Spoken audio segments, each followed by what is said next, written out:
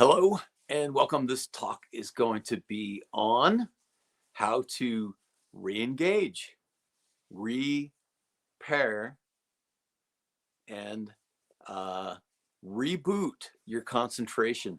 So I think everybody, 100% of people, every single person can relate to a lapse in concentration. And when you look at some of the most competitive and most exciting matches of all time, then you see some little dips in concentration from one player to the other, and that is what leads to the end of a set. I mean, sometimes it's that way. And one of the amazing capacities of tennis players is to concentrate for long periods of time. The average attention span of the adult in the United States is 15 minutes. So that's a really interesting concept, especially because I do believe tennis players can concentrate for much longer periods of time than that. But it's guaranteed. I mean, if you're going to go out there and play for an hour and a half, there's a really good chance you're going to have a dip in your concentration for a moment or for a few moments. So how do you deal with that? And the answer is probably different than what you might expect. All right, so let's use an analogy. All right, so that feeling of you're reading a book and your eyes went over an entire page and none of the words went into your head, right? I know you know that feeling. So I know that feeling. It happens all the time. So what does that mean? It means that you weren't at that time, you weren't concentrating, okay? But now why? Why weren't you concentrating? Well, maybe you exceeded your attention span, or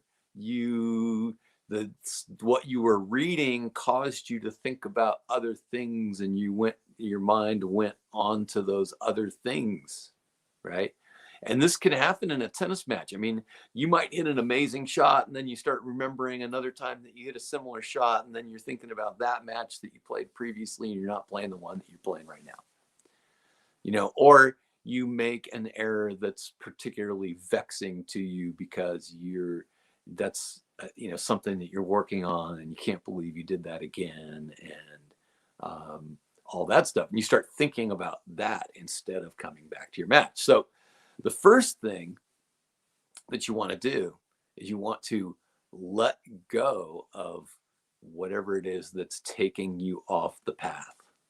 So if you're thinking about something else, then you actually need to stop and say, okay, let's see, I don't need to be thinking about this right now.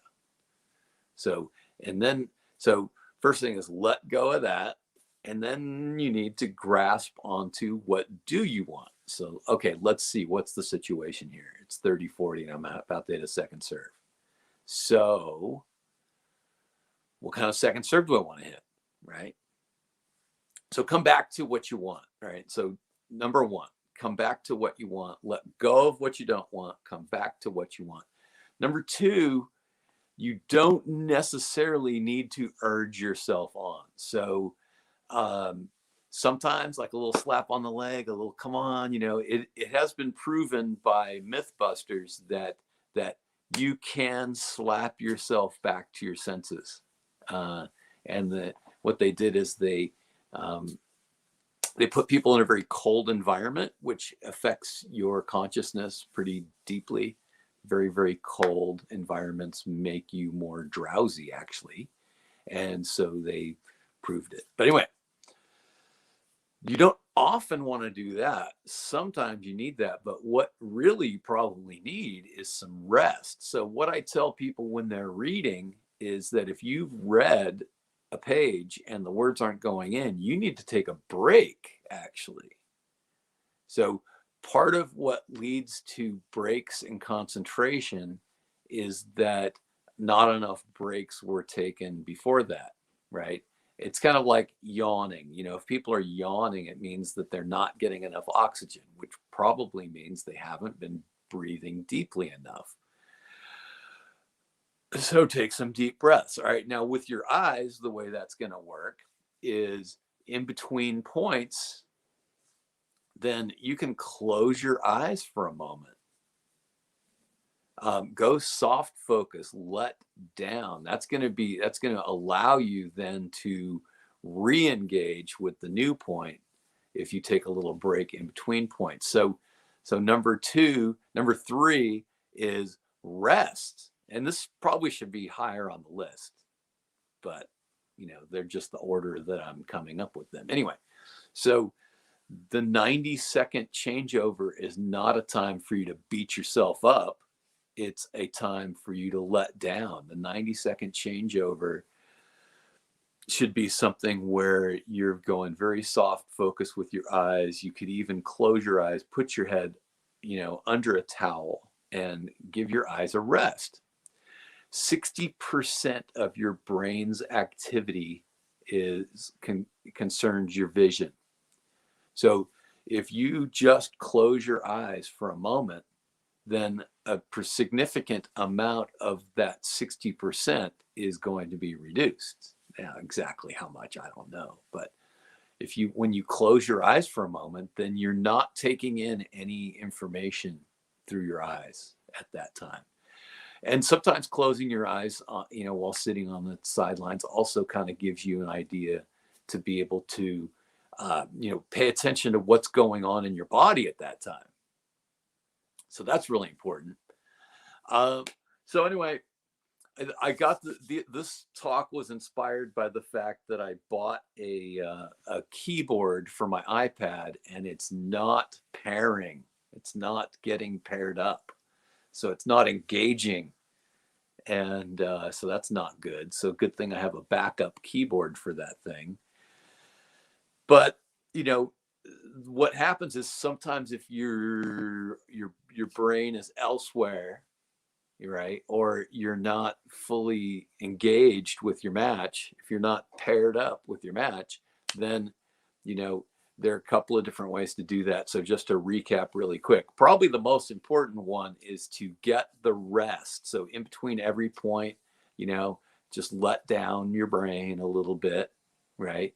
Before, in the relaxation phase, before gearing up for the next point, and then take full advantage of those 90-second changeovers to rest your eyes.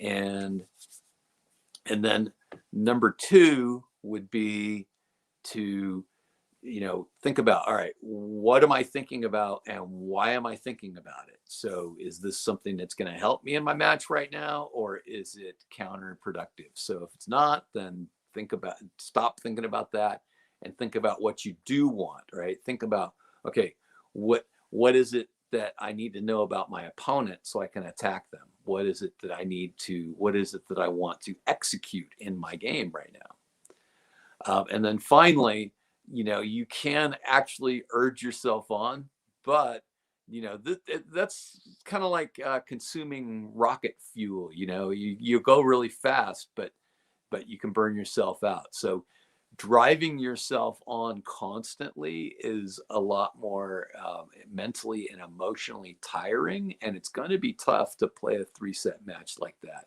and come out on top. So, in some instances, though, if you're going through a lengthy bout of a lack of concentration, a lack of intensity, a lack of interest in the match, a good slap on the leg or, whack yourself in the face for a moment can help bring you back to full alertness. So anyway, thanks for watching this. I am now on my way to my favorite internet cafe, which is open again, and I'm very excited about that. So I'm going to go do some writing and reading, and then I'm going to go on and teach some tennis lessons. So thanks for watching, and we'll see you in the next one.